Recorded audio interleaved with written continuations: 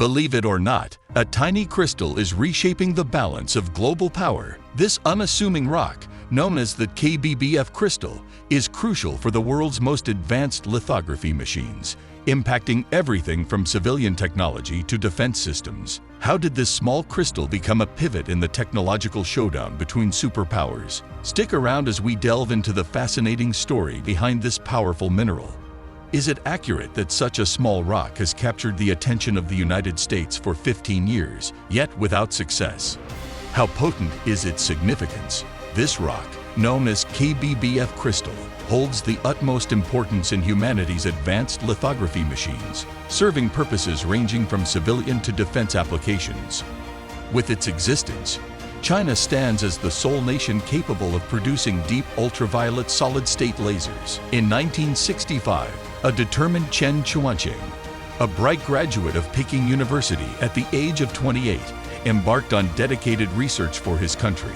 Unrecognized by many, Chen's team made a groundbreaking discovery in 1983 with the BBO crystal, propelling China to capture 80% of the global market. 6 years later, the KBBF crystal emerged, commanding high prices for its capabilities. China's restriction on KBBF exports in 2009 marked a significant refusal to succumb to U.S. dominance in the high-tech sector, where names like Intel, Microsoft, and Oracle monopolize various aspects of technology. China's prowess in laser technology, exemplified by Fujing technology, appears akin to a formidable sword, firmly gripped in their hands. Despite over 10 years of coveting, the United States has failed to impose sanctions or acquire this technology. What exactly is laser crystal technology? And what background underlies Fujing Technology's global monopoly? Can a seemingly insignificant laser crystal thwart the U.S. military? The foundation of laser technology traces back to Einstein's theory of light-matter interaction. However, it wasn't until 1960 when Theodore Miemann, utilizing a high-intensity flash lamp to illuminate ruby, produced the world's inaugural laser beam.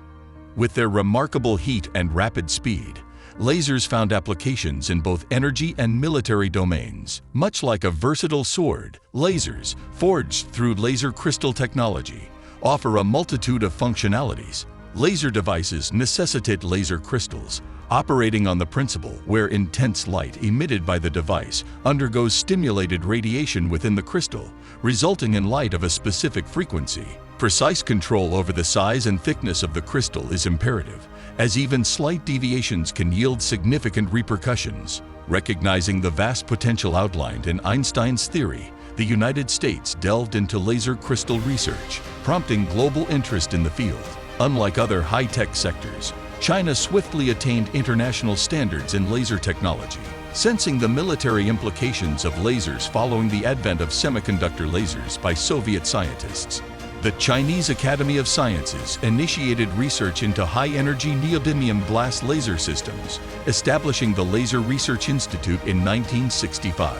With inventions such as the BBO crystal in 1986 and the KBBF nonlinear optical crystal in 1991, China further widened the technological gap with the United States. By the 21st century, China's laser crystal research had transitioned from the laboratory to commercialization, with Fujing Company establishing dominance in the global laser crystal industry by 2001. Consequently, made in China, laser crystals have since asserted their dominance in the international market. During the Bush administration, the United States attempted to invest in laser crystal research, only to face staunch rejection. Later, they criticized China for allegedly monopolizing the technology, attempting to pressure China into disclosing its advancements by rallying support from the European Union. Ironically, these actions inadvertently affirmed the strength of Fujing technology, as many countries began seeking products from Fujing. Subsequently, the U.S. government allocated funds for laser crystal research, aiming to break what they perceived as a Chinese blockade in laser technology. However, by that time, China had already established a significant lead, being 15 years ahead in laser technology. While scientific research may know no borders, the reality of technological and military industries often dictates strategic decisions. Einstein's optical research theory benefits the entire world, yet fusing technology chose a path of monopoly due to historical challenges.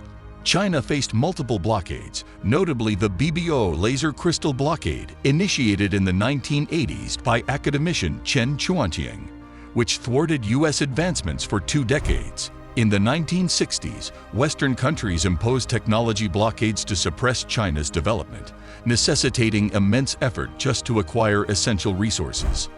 Understanding that falling behind invites defeat, Chinese scientists and engineers tirelessly worked to overcome Western blockades, contributing to China's prosperity and strength. Mastery of core technology granted China a position to stand on equal footing with the West. The second technological blockade involved fusing technology's KBBF Crystal. Despite global peace, China emerged as a major power, with fusing supplying KBBF crystals to enhance laser research worldwide. However, foreign military forces intercepted laser crystals intended for research, prompting China to halt their export in 2009 to preserve global peace. In response, the U.S. government attempted to undermine China's efforts, but their endeavors proved futile. By 2016, when the U.S. aimed to break China's monopoly with the development of KBBF crystals, China had already progressed further, having developed the LSBO crystal in 2015. This situation mirrored past experiences where the United States fumbled in scientific research, akin to China's challenges in the 1950s and 1960s. Despite facing numerous technological blockades, the United States remained fixated on surpassing China in laser technology. The laser field holds crucial significance for national development, with its applications extending to various industries, including energy and military. As early as 1996, the United States embarked on formulating the laser fusion plan, culminating in a breakthrough in 2014, achieving energy surplus. Parallelly, Germany initiated the optical promotion plan in 2011, focused on advancing medical communication and scientific research. Following suit, countries like Japan, the UK, and even India delved into optical field research, while Israel ventured into early stages of laser weaponry development. This marks a transition from the era of electronics to the forthcoming era of optical energy. Nevertheless, a formidable obstacle looms ahead: the so-called Death Ray A. In 2018, a comprehensive release from Russia heralded China's ascendancy in laser weaponry, hailing the prowess of a strategic laser weapon system known as the Death Ray A. This formidable weapon serves a dual purpose.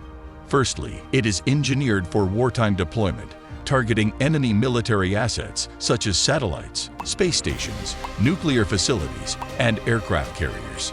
The mechanism involves Death Ray A emitting a laser directed to a space relay station, which then locks onto and redirects the laser to the designated target. According to U.S. estimates, Death Ray A can obliterate 10 nuclear submarines and 20 hypersonic missiles in a single assault, causing instant vaporization of targeted military installations. However, it necessitates a 20-minute recharge period. Additionally, Death Ray A serves as a deterrent during peacetime, akin to nuclear deterrence, as it signifies a country's military prowess, influencing the scope of conventional combat capabilities. The emergence of Death Ray A has sparked speculation among foreign media, suggesting China's possession of conventional laser arms like laser guns and grenades, potentially rendering traditional combat gear ineffective. Despite skepticism, the technology has been meticulously refined over a decade by dedicated scientists, although some consider Death Ray A relegated to the annals of forgotten warfare. Meanwhile, China's civilian laser industry continues its evolution. As early as 2000, the laser sector was incorporated into China's 863 plan.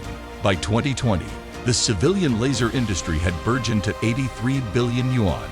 In line with the Made in China 2025 strategy, efforts are underway to elevate the laser processing and manufacturing sector. This strategic move aims to supplant inefficient, energy-intensive, and polluting machine tool processing industries, ultimately aligning with carbon neutrality objectives by 2050. Thus, the trajectory of China's laser technology development reflects the arduous struggle of generations of scientists, marking a transformative journey towards a cleaner, technologically advanced future. Has the relentless pursuit of advanced laser technology finally heralded a new era of global power dynamics? Or are we merely scratching the surface of what's possible with the KBBF Crystal? Feel free to share your thoughts and perspectives in the comments section below. Don't forget to become a part of the RlD Discovery community by hitting that subscribe button to stay informed about the latest technological advancements and innovations. Remember, as we delve into the realm of technology, the possibilities are limitless, and the future is filled with exciting discoveries. Keep exploring.